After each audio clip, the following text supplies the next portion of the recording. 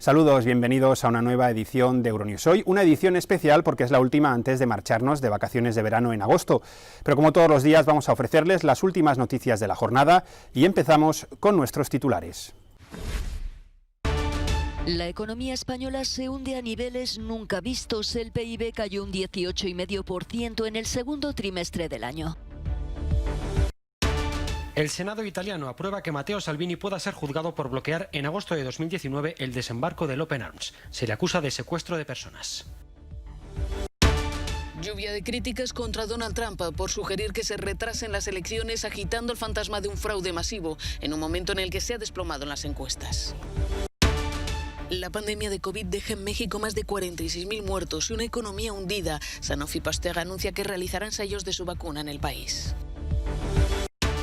Europa sufre el envite de la primera ola de calor del verano. Este viernes será el peor día en España, con temperaturas de hasta 43 grados en Córdoba y 42 en Zaragoza. Objetivo: encontrar vida en Marte. La NASA lanza su misión más ambiciosa, protagonizada por el robot móvil Perseverance. La economía española se hunde en el segundo trimestre del año. El PIB cayó un 18,5%, una cifra récord. La contracción provocada por uno de los confinamientos más estrictos de Europa y del mundo superó en 2 puntos las estimaciones de los analistas. El gasto privado fue el factor que más arrastró la economía, junto con la inversión y la caída de las exportaciones. El retroceso es peor que el de Alemania o Francia por su gran dependencia de los servicios, sobre todo el turismo. España está ahora técnicamente en recesión tras 2 trimestres seguidos con crecimiento negativo. Había estado creciendo durante 24 trimestres hasta el primero de este año y comenzaba a recuperarse por completo de la crisis financiera de 2008. El Gobierno de Madrid espera un repunte positivo en el tercer trimestre, aunque estima una contracción anual del 9,2%. Para 2021 se espera que la economía española crezca un 6,8%. Aumentan los casos de coronavirus en España. Son 1.229 contagiados registrados en las últimas 24 horas. Es la cifra más alta en algo más de 3 meses. El número de muertos asciende a 10 en los últimos 7 días y el total de contagiados es de 285.430. Más de la mitad de los casos se han registrado en Aragón, Madrid y Cataluña. Los grupos afectados ahora son diferentes. Es un grupo que, si bien es cierto que son conscientes de los riesgos y en general yo creo que tienen un comportamiento muy adecuado y reducen los riesgos para el resto de la población, sí que es cierto que, queramos o no, es un grupo más difícil de controlar. Estamos hablando de personas mucho más jóvenes, por un lado, que tienen un estilo de vida y unas ganas de vivir muy diferentes a otros, y eso obviamente dificulta las cosas. Según Sanidad, se están detectando muchos más casos, aunque de menor riesgo. A pesar del aumento de contagios, Sanidad asegura que no hay presión en el sistema hospitalario, pues el 60% de los nuevos afectados son asintomáticos. En España se han confirmado 412 brotes activos. Los más preocupantes son los relacionados con locales de ocio, porque resultan infecciones más difíciles de rastrear. La Francia de Emmanuel Macron sufre una recesión histórica a causa de la pandemia. Su PIB retrocedió un 13,8% en el segundo trimestre del año, una caída que no se veía desde 1949, pero que finalmente fue menor que lo que preveían los analistas. El confinamiento hundió el consumo de los hogares un 11%. La producción de bienes y servicios bajó algo más de un 14%, con una caída de la industria manufacturera de casi un 17%. Las inversiones se desplomaron casi un 18%, las exportaciones más de un 25%. Los mayores retrocesos fueron en el sector servicios, más de un 45% en los transportes y un 57% en la hostelería. Solo resistió la alimentación con una ligera bajada de medio punto porcentual.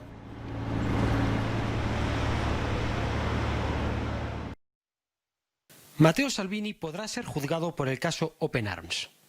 Así lo decidió este jueves el Senado italiano tras una votación en la que se abordaba lo ocurrido en agosto de 2019, cuando el entonces ministro de Interior ordenaba el bloqueo del barco de la ONG española en cuyo interior viajaban 160 inmigrantes. La nave quedó en alta mar por espacio de 19 días a la espera de un puerto en el que desembarcar. Con 149 votos a favor de enjuiciarle y 141 en contra, Salvini, acusado de secuestro de personas, deberá ahora esperar el resultado de la audiencia preliminar del Tribunal de Ministros de Palermo, en la que se decidirá si el líder de la Liga va finalmente a juicio o si por el contrario se archiva la causa. Salvini ha declarado tener la conciencia tranquila y ha asegurado que lo volvería a hacer por el bien de Italia. Los votos del partido del ex primer ministro Matteo Renzi, Italia Viva, fueron decisivos para la autorización de proceder contra el exministro de Interior Matteo Salvini. Renzi defendió este voto asegurando que su partido se preguntó si había interés público en mantener un barco lejos de las costas italianas y la respuesta fue no. Salvini, en cambio, se defendió diciendo: agradezco a los que me van a enviar a juicio, porque iré al mismo con la cabeza bien alta. Giorgio Orlandi, Euronews, Roma. Donald Trump echó mano este jueves del arma que mejor maneja, la polémica, justo cuando se ha desplomado en las encuestas debido a su gestión de la pandemia que ha dejado más de 151.000 muertos y hundido la economía. Sugirió algo inédito en Estados Unidos: retrasar las elecciones presidenciales del 3 de noviembre, agitando el fantasma de un supuesto fraude masivo debido al voto por correo. No quiero un aplazamiento, matizó después, pero tampoco quiero tener que esperar 3 meses y luego descubrir que faltan papeletas y que la elección no significa nada. Eso es lo que va a pasar. Es de sentido común y todo el mundo lo sabe. La gente inteligente lo sabe. La gente estúpida puede no saberlo y algunas personas no quieren hablar de ello, pero lo saben. Todo comenzó con un tuit en el que Trump sugería retrasar las elecciones diciendo que podrían ser las más fraudulentas de la historia. Las críticas han llovido desde todos los frentes, demócrata y republicano. Los expertos corroboran la validez del voto por correo, además de subrayar que el retraso electoral sería imposible, pues Trump no cuenta para ello con algo imprescindible: el apoyo mayoritario del Congreso. México ha superado los 46.000 muertos por coronavirus, con más de 410.000 casos confirmados. Todo por culpa de una pandemia que además ha hundido la economía mexicana en el segundo trimestre del año. El país está a punto de convertirse, aunque algunos recuentos ya lo dan por hecho, en el tercero del mundo, con la cifra global de fallecidos más elevada, superando al Reino Unido y solo por detrás de Estados Unidos y Brasil. Este jueves, las autoridades notificaron 839 muertes y 7.700 nuevos casos en 24 horas. Ciudad de México, junto a los estados de Tabasco, Veracruz y Guanajuato, concentran el 45% del total de infecciones. La alcaldía te informa que continuamos en emergencia sanitaria, por lo que las recomendaciones de salud siguen vigentes. La pandemia ha dejado además una profunda herida en la economía. El PIB mexicano se hundió un 18,9% en el segundo trimestre de 2020, lo que supone una caída histórica en términos anuales. No obstante, el golpe ha sido menor de lo que se auguraba, gracias a la reactivación económica iniciada en junio. El presidente López Obrador se mostró optimista este jueves al señalar que México ha tocado fondo y ya ha iniciado la recuperación. Por otro lado, la farmacéutica francesa Sanofi Pasteur ha anunciado que realizará pruebas de la fase 3 de su vacuna en México, donde estarán parte de los 35.000 voluntarios que participarán en los ensayos a nivel global. Eso permitirá al país tener un acceso temprano a la vacuna cuando esté lista. Los chilenos han comenzado a retirar el 10% de los fondos de sus planes de pensiones, una medida extraordinaria para paliar la crisis económica provocada por el coronavirus.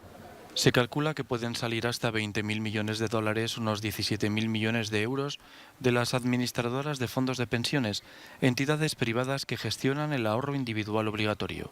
Personalmente igual lo veo como un triunfo y estoy sumamente feliz de poder sacar, aunque sea no el 100%, pero sí sacar un porcentaje para que nuestro pueblo pueda vivir y pueda comer, ya que el Estado no lo garantiza.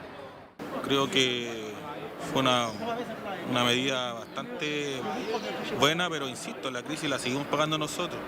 La medida superó el trámite parlamentario pese a que el gobierno chileno estaba en contra. El presidente Sebastián Piñera ha aprovechado el momento para acometer su quinto cambio de gabinete con incorporaciones del ala más dura de la derecha. La crisis del coronavirus ha sido la puntilla del descontento social que vive Chile en los últimos meses. Un descontento que ha desembocado en un proceso constituyente con un plebiscito nacional convocado para el próximo 25 de octubre. Todo mientras 7 comunas de Santiago y otras 2 de Valparaíso han levantado la cuarentena impuesta en el país. Chile ha notificado hasta la fecha 9.240 fallecidos y 350.000 casos. Malos tiempos para Airbus. En tan solo 3 meses, la compañía francesa de producción aeronáutica ha perdido 1.226 millones de euros, lo que se traduce en una caída de ingresos totales del 55%. Las entregas de nuevos aviones han disminuido debido a la paralización del tráfico aéreo durante el confinamiento desencadenado por la pandemia. La compañía ha anunciado que reducirá la producción de su avión comercial a 350 a solo 5 unidades por mes, a diferencia de los 9,5 que producía hasta el mes de abril. Su director ejecutivo anunció un futuro muy incierto, aunque defiende que las medidas tomadas por la compañía permitirán sobrepasar el bache económico. No obstante, la empresa se enfrenta a duros ajustes en los ritmos de producción y, como consecuencia, a múltiples despidos en la plantilla.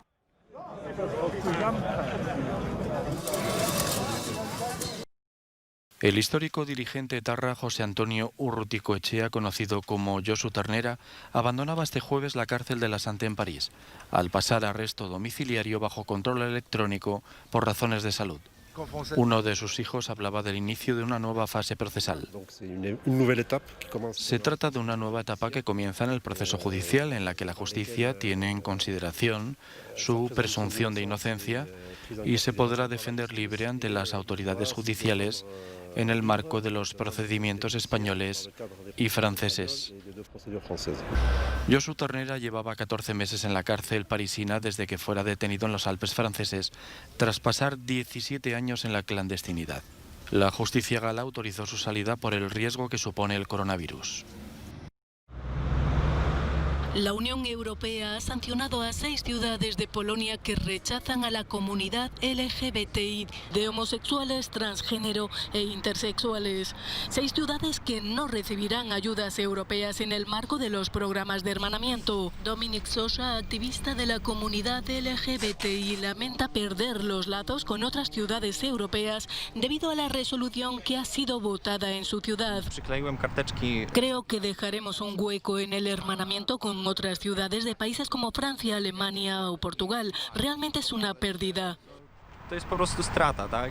Milena, de la Oficina del Defensor del Pueblo, tiene la sensación de remar a contracorriente de lo resuelto en su ciudad. Las resoluciones de los 6 municipios que se han declarado libres de la ideología LGBTI son ilegales y discriminatorias, por lo que la Comisión ha promulgado una queja administrativa. Bart Stasevski, otro activista del colectivo, apela también a Bruselas contra estas políticas discriminatorias. Hemos presentado una queja a la Oficina Europea contra el fraude, ya que estas supuestas zonas francas son contrarias a las reglas antidiscriminatorias de la UE y se han beneficiado de fondos de la Unión Europea. Marek Pravda, jefe de la representación de la Comisión Europea en Polonia, asegura que Bruselas luchará contra ese tipo de discriminación. La Comisión condena cualquier forma de discriminación por motivos de orientación sexual o identidad de género y se compromete a luchar contra todas esas formas de discriminación en el seno de la UE.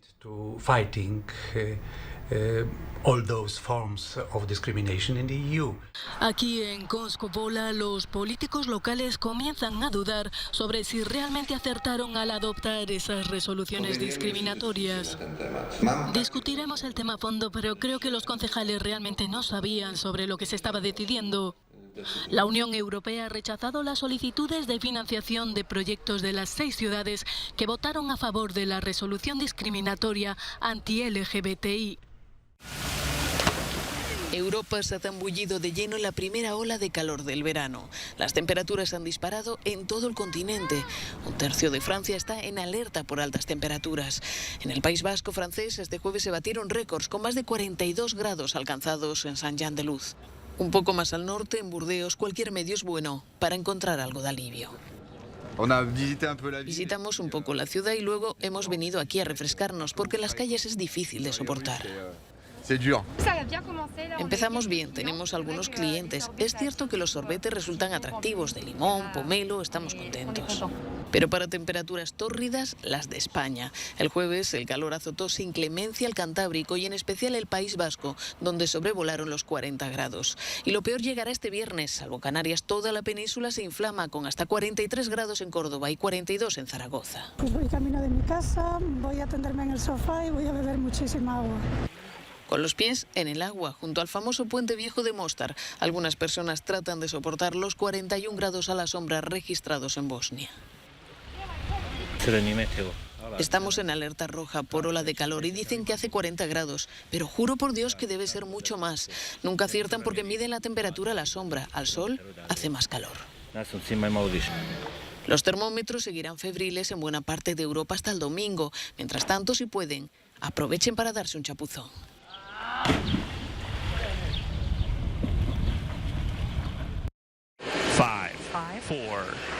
¿Hay o hubo vida en Marte? Es la principal pregunta a la que debe responder la nueva misión de la NASA protagonizada por el robot móvil Perseverance. A bordo de un cohete Atlas V de United Launch Alliance ha despegado de Cabo Cañaveral en Florida para una misión que durará como mínimo un año en Marte, el equivalente a 687 días terrícolas.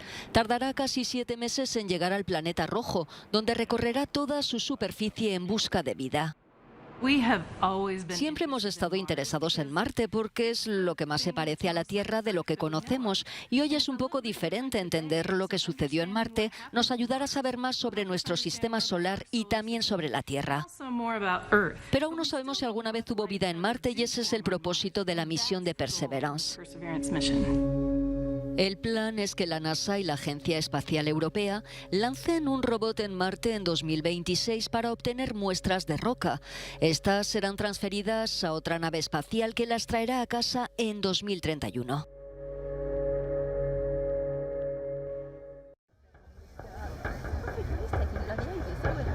Es uno de los lugares más mágicos de Europa y uno de los más misteriosos, aunque hoy un poco menos. Tras siglos de especulaciones se ha descubierto el origen de las piedras de Stonehenge en el sur de Inglaterra, donde miles de personas acuden cada año para dar la bienvenida al solsticio de verano. Las grandes rocas de arenisca, conocidas como Sassens, de 7 metros de altura y 25 toneladas, proceden del bosque de Westwoods, a 25 kilómetros de Stonehenge. Este descubrimiento apoya la teoría de que las piedras fueron transportadas y echa por tierra la hipótesis de que la conocida como Piedra del Talón tenía su origen en las inmediaciones del monumento y se erigió antes que las otras. Stonehenge fue construido entre finales del Neolítico y principios de la Edad de Bronce y es uno de los monumentos prehistóricos más famosos del mundo.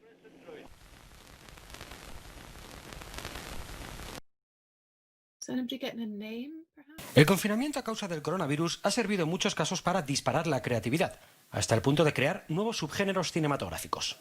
Host, del director británico Rob Savage, es una cinta de terror hecha enteramente por videoconferencia, con sus propios amigos como protagonistas. El resultado es tan aterrador como sorprendente.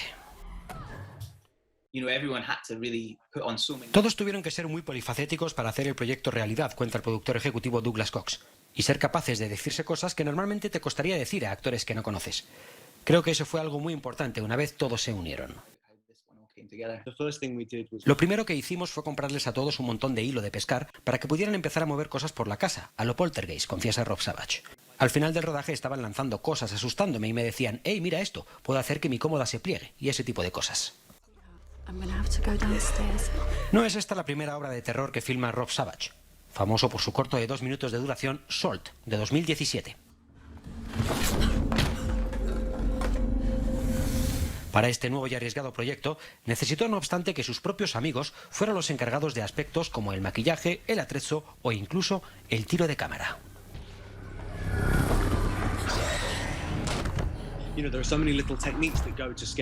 Existen un sinfín de pequeños detalles para asustar a la gente que ellos tuvieron que aprender, para saber dónde colocar la cámara, qué toma da miedo y qué toma no. Así que les pusimos a través de Zoom un montón de películas de terror e íbamos desgranando por qué daban miedo, qué técnicas se usaban. De manera que todos los actores tenían un extraño marco de referencia cuando discutíamos cómo rodar. Host puede verse ya a través de las plataformas Shudder y Vimeo. También en Internet, la videoconferencia de Rob Savage con sus amigos que acabaría dando pie a Host. Un genial vídeo solo apto para amantes de las bromas pesadas.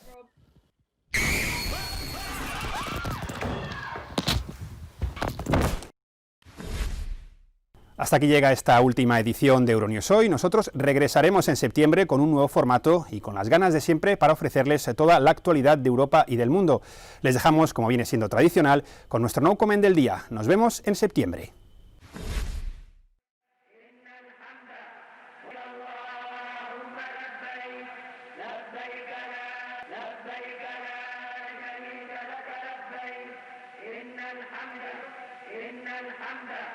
والنعمة لك والملك لبيك اللهم لبيك